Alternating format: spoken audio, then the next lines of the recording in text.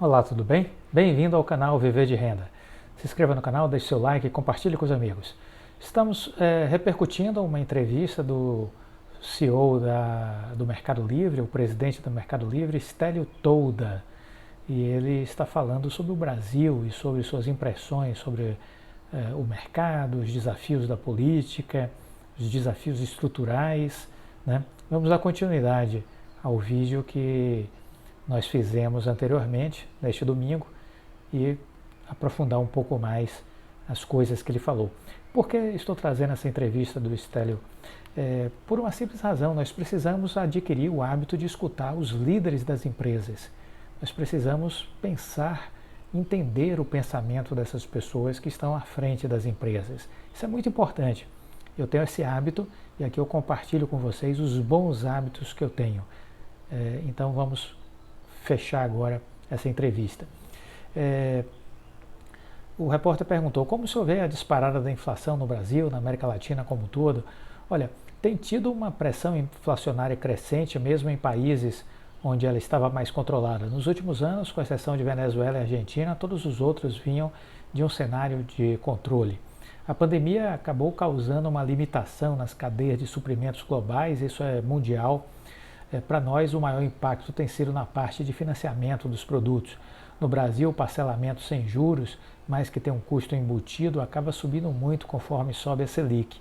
Em algumas situações, seremos obrigados a aumentar as tarifas em 2022, por conta desses custos de operação crescentes. Como o senhor vê o risco de polarização nas eleições? Isso é um ponto de atenção para a empresa? Estamos acompanhando com atenção, mas sem envolvimento direto. Nós não tomamos partido político. Anota aí, viu? Anote aí. A turma da esquerda e da direita. A declaração de um presidente de uma grande multinacional, né? Mercado Livre. Nós não tomamos partido político. Falando como pessoa física e cidadão, a polarização é ruim para o Brasil. A polarização é ruim. Eu gostaria que nós tivéssemos discussões políticas de alto nível. Mas talvez isso seja um pouco idealista. Com certeza. Falando como presidente da empresa, acompanhamos o pleito de 2022. Nossa expectativa é que o governo não atrapalhe, o desenvolvimento da tecnologia. Se isso acontecer, estamos contentes. Por que esperar que ele ajude o setor? Eu já acho que seria demais. Desde que não atrapalhe, que permita as empresas crescerem em um ambiente saudável e que não aumente os impostos, já está bom. Veja que o nível de expectativa do empresário brasileiro é muito realista, ao meu ver, porque ele sabe que é uma grande porcaria essa turma da política brasileira, entendeu? Independente do partido e da ideologia. Então ele diz isso, né? Desde que o governo não atrapalhe o desenvolvimento da tecnologia, estamos contentes. Porque esperar que ele ajude o setor, eu já acho que seria demais. Desde que ele não atrapalhe, que permita que as empresas cresçam em um ambiente saudável e que não aumente os impostos, já está bom. Então veja que o nível de expectativa é baixo em relação às eleições e em relação aos políticos. O que é que o senhor vai fazer após o processo de sucessão no Mercado Livre agora em 2022? Eu venho pensando nesse processo há alguns anos. A partir de abril de 2022 eu deixo a presidência da empresa e vou ser um membro do conselho de administração. O que eu vou fazer depois disso? Não sei. Com certeza tirarei alguns meses sabáticos, eu deverei ter um descanso e aí depois vou fazer algumas reflexões sobre o meu futuro. Então tá aí a forma de pensar de um presidente de uma grande empresa, o Mercado Livre. Nós precisamos entender como pensa essa gente. Temos que pensar como os empresários, os grandes empreendedores, os grandes investidores. Só assim teremos sucesso na Bolsa de Valores. Se a gente não conseguir pensar como eles, sempre tomaremos decisões erradas, equivocadas. E aí quem se machuca somos nós, que vamos ser nós que vamos perder os nossos dinheiros, né? Em função de escolhas mal feitas, pautada por um modo de pensar totalmente desconectado dos grandes empreendedores, empresários e investidores. Certo? Então reflita sobre isso. Bom, eu quero aqui comentar uma coisa que me chamou a atenção essa semana. Eu já vinha dizendo isso aqui para vocês, que estava por acontecer e aconteceu. E isso mostra a força da área de tecnologia, em especial nos Estados Unidos, mas no mundo inteiro a área de tecnologia vai pautar o futuro, inclusive na parte de ganhos nas bolsas de valores. Estejam atentos a isso, a força da área de tecnologia. A Apple atingiu a marca histórica de 3 trilhões de dólares em valor de mercado.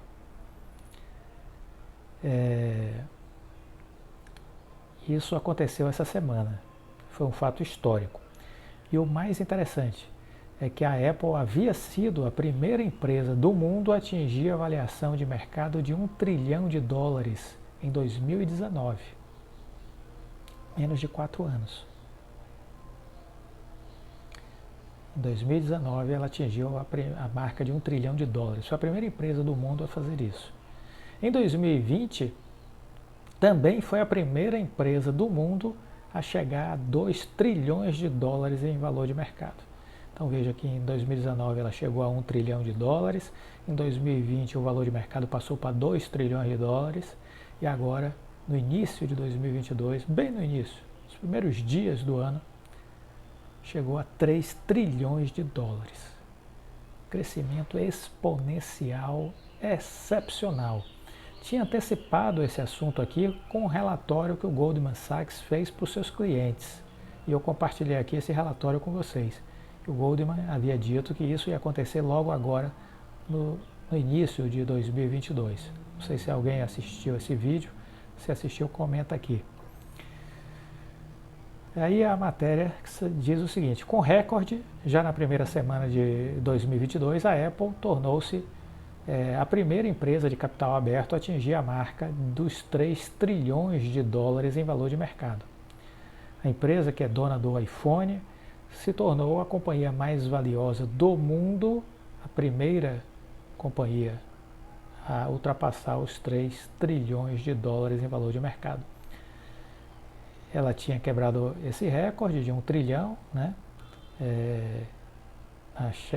Na virada de 2018 para 2019, dos 2 trilhões em 2020 e agora, na virada de 2020 para 2021, 3 trilhões.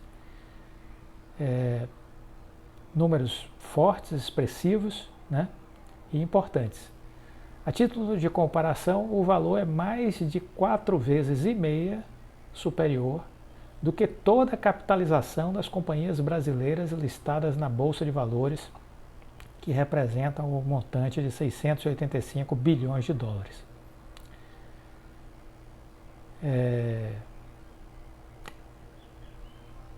Ou ainda, esse total equivale a 3.000 startups unicórnios. São aquelas startups que valem mais de 1 bilhão de dólares. Marco do ecossistema de inovação para pensar as pequenas empresas de tecnologia que atingem um valor superior a 1 bilhão de dólares. Né? Em um cenário hipotético, se a Apple fosse um país e essa avaliação de mercado fosse o PIB, a nação Apple seria a 5ª maior potência do mundo. Se a Apple fosse um país, seria a 5ª maior potência do mundo. Estaria atrás apenas dos Estados Unidos, cujo PIB é de 20,9 trilhões de dólares, a China, com 14,7 trilhões de dólares, o Japão, com 4,9 trilhões de dólares e a Alemanha, com 3,8 trilhões de dólares. Veja que nessa batida que a Apple está indo, é provável que no início de 2023 a Apple já esteja à frente da Alemanha. no início de 2023. E ainda durante 2023, ultrapasse o Japão, se tornando, se fosse um país, a terceira maior potência econômica do mundo, atrás apenas de Estados Unidos e China, mantido esse ritmo de crescimento que a Apple está tendo. Para Dan Ives, analista da consultoria americana Wedbush, a marca prova o bom desempenho da empresa em divisões diferentes. O elemento fundamental para a avaliação da Apple continua sendo o negócio de serviços que acreditamos valer 1,5 trilhão de dólares, juntamente com o ecossistema de hardware, que está em seu ciclo de produto mais forte em mais de uma década, com o impulso do iPhone 13. O motivo para toda essa fartura é o mercado chinês, que nos últimos anos se tornou o segundo mais importante para a Apple. Estimamos que somente na China existam 15 milhões de atualizações para o iPhone 13. Impressionante, né? Os resultados acontecem apesar da escassez de chips. Interessante isso, viu? Que permanece como um problema para a Apple. Ainda teremos, pelos próximos meses, uma persistente falta de componentes para smartphones, e isso pode afetar o desempenho da empresa logo no início deste ano. A empresa enfrenta problemas para entregar novos modelos de iPhone a consumidores desde a época das festas de fim de ano, uma das datas mais importantes no calendário da Apple. Porém, é possível imaginar que pelo menos 40 milhões de smartphones sejam entregues neste período.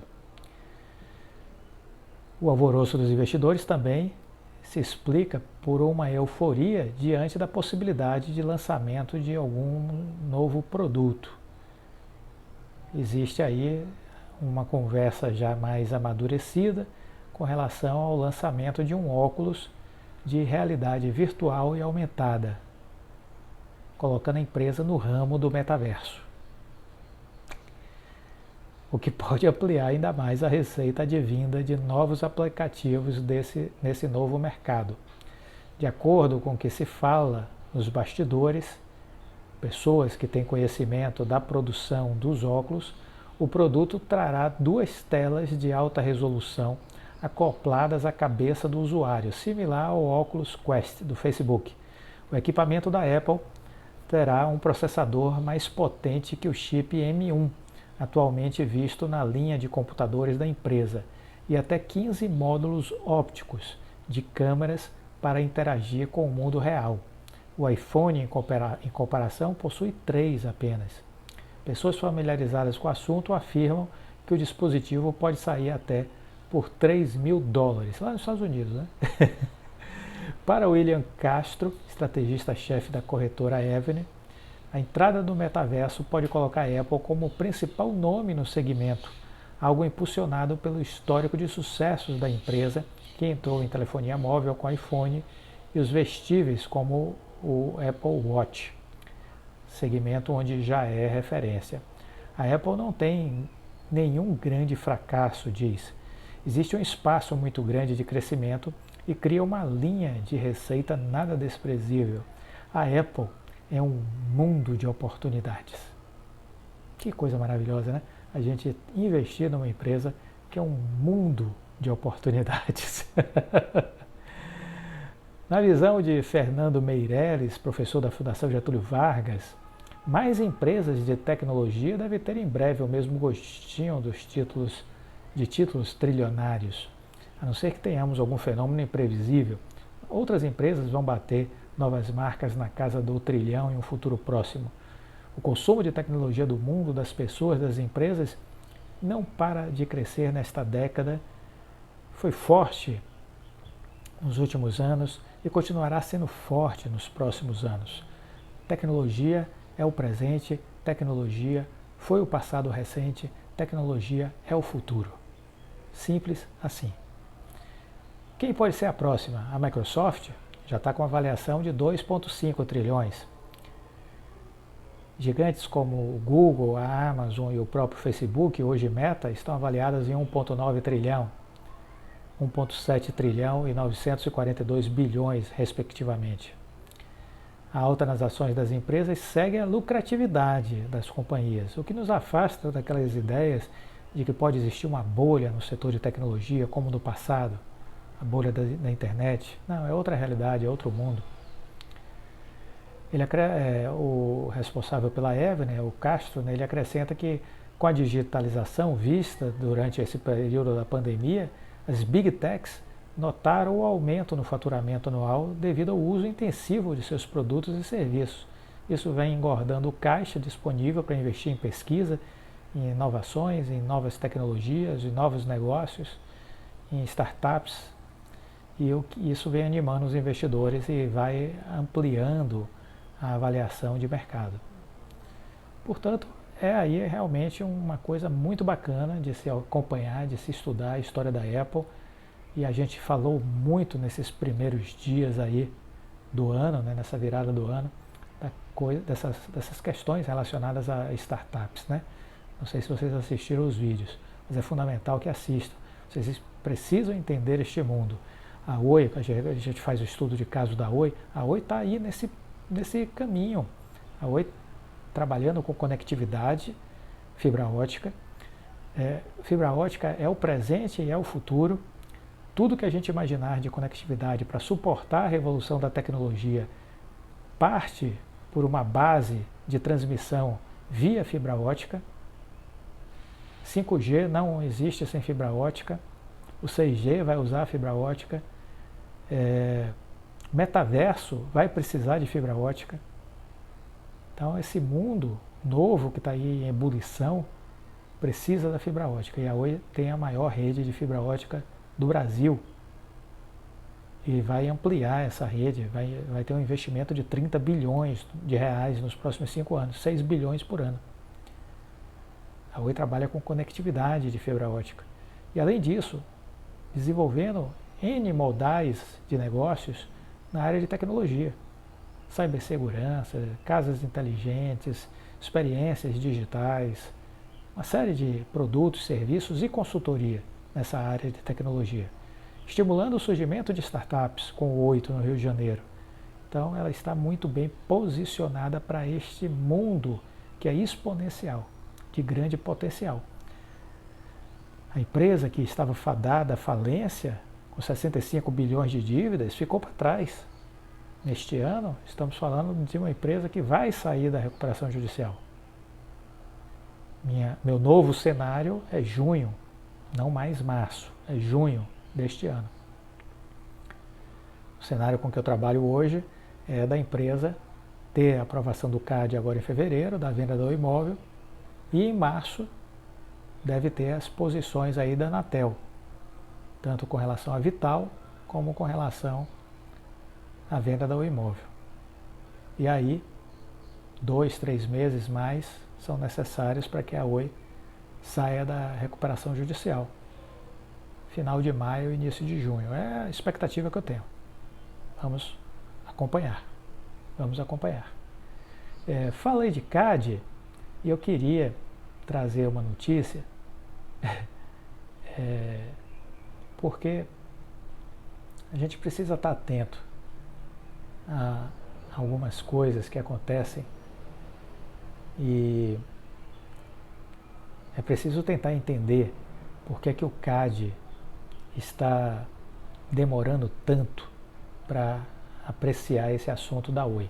Fizemos um vídeo, não sei se você assistiu, alguns vídeos, aliás, no final do ano, não sei se você assistiu. Se não assistiu, assista, maratone, viu? Faça a sua parte. Maratone, deixa o like, compartilhe. Fizemos alguns vídeos falando do caso da Ambev. Foi um caso de grande concentração de mercado que aconteceu no Brasil. Você juntou a maior empresa de cerveja, que era a Brahma, com a segunda colocada, que era muito próxima, que era a Antártica. Criou um gigante que dominou 70% a 80% do mercado de cerveja do Brasil. O CAD levou 9 meses para aprovar a criação da Ambev. Tem uns 2 ou 3 vídeos que a gente comentou isso. Não sei se você maratonou, se não maratonou, assista os vídeos que é importante para você entender isso. 23 de dezembro do ano passado fez 9 meses e o CAD ainda não concluiu a questão da Oi Móvel, que é menos concentradora. Você está vendendo o quarto player do mercado para 3 outros players, então é menos concentradora, mas o CAD ainda não terminou de fazer a sua apreciação. Impressionante, não é? E aí o que é que pode estar por trás disso? Aí me mandaram uma matéria, um inscrito aqui do canal, e eu quero compartilhar com vocês. CAD começa 2022 em clima de divisão. O plenário do CAD continua dividido, mas mudança nos conselheiros pode diminuir as tensões existentes no órgão. Há um clima de divisão no Conselho Administrativo de Defesa Econômica, o CAD, desde o final do ano passado. A temperatura pode diminuir ao longo de 2022 com a entrada de novos conselheiros. As autoridades do órgão, a autoridade antitruste é presidida por Alexandre Cordeiro e existe uma queixa que ele dedica pouco tempo aos colegas conselheiros. Há um incômodo aí, segundo fontes do canal de notícias Metrópolis. Dizem eles que são notícias obtidas dentro do CAD. De novo, informações obtidas de dentro do CAD. Isso aconteceria tanto em encontros individuais quanto nos seminários internos, que são reuniões de todo o colegiado do CAD para discutir os casos que a autarquia analisa. Sem tempo suficiente para decidir nos encontros internos, assuntos que poderiam ser solucionados reservadamente acabam ficando para a reunião quinzenal do Tribunal Administrativo, composto por Cordeiro e outros 6 conselheiros. O ponto de ebulição aconteceu em setembro, quando Cordeiro cancelou uma reunião ordinária do CAD sem consultar previamente os demais conselheiros. O caso irritou parte do colegiado, o que levou os conselheiros Lenisa Prado, Paula Farani e Sérgio Ravagnani a escrever um ofício pedindo que isso não se repetisse. Um quarto conselheiro, Luiz Braido, não assinou o documento, mas concordou com o teor em uma reunião pública da autoridade antitruste em outubro. Desde então, a fervura pública diminuiu. A principal preocupação na comunidade do CAD é que essa divisão influencie na decisão dos casos, existindo um bloco de oposição que votasse sempre contra o Cordeiro, que preside o órgão, sem levar em conta os aspectos técnicos. Olha, se isso acontecer, é uma sandice, né? Uma estupidez sem tamanho. Não é verdade? É estupidez sem tamanho. Esse medo diminuiu após o CAD autorizar a compra da Unidas pela Localiza, que aconteceu em novembro. Na votação, a conselheira Lenisa votou junto com o Cordeiro. Um fator preponderante para 2022 é a mudança na composição do tribunal. Gustavo Freitas de Lima aguarda a aprovação do Senado para ser empossado. Outra vaga será aberta com o fim do mandato da conselheira Paula Farani, que se encerra em fevereiro. Enfim, notícias aí dos bastidores do CAD. Isso poderia estar atrapalhando a decisão do CAD? Olha, é muita mediocridade, né? Para um lugar só. É o que eu penso. Seria ser muito medíocre para que isso estivesse atrapalhando. Mas vai lá saber, né? Eu tenho um nível de expectativa sempre próximo do zero quando eu falo da máquina pública brasileira, né? E da política brasileira. Uma outra notícia do CAD, que esse mesmo conhecido me mandou, foi sobre a reunião extraordinária que está agendada aí para janeiro. Eles vão avaliar nesta reunião, o assunto já está decidido, com relação à compra da ClickBus pela Bus Serviços, empresa do setor de venda de passagens de ônibus. Vai haver uma reunião extraordinária em janeiro. Os conselheiros analisarão a compra da ClickBus pela Bus Serviços, que vende passagens de ônibus. A prática é incomum, mas será necessária por uma questão de prazo processual. A operação da ClickBus precisa ser julgada antes da primeira sessão ordinária de 2022, que está agendada para 9 de fevereiro. A lei define que qualquer operação entre empresas precisa ser aprovada até 330 dias após ser notificada ao CAD. Caso a autoridade antitrust não se posicione, o negócio é aprovado automaticamente. O caso é relatado pelo conselheiro Sérgio Ravagnani. O caso da Oi, TIM, Vivo e Claro não será analisado nessa sessão extraordinária. Vai ficar para a primeira sessão ordinária do início de fevereiro, que é o prazo limite para o CAD decidir. Porque se não se decidir aí no dia 9 de fevereiro, o processo vai ser aprovado de forma automática, ainda em fevereiro, na segunda quinzena. É isso. É isso que temos sobre o CAD. O CAD vai votar o assunto da Oi Móvel no apagar das luzes. É isso que a gente precisa saber. Gostou do vídeo? Deixe o like, compartilhe com os amigos. Fique com Deus e até a próxima.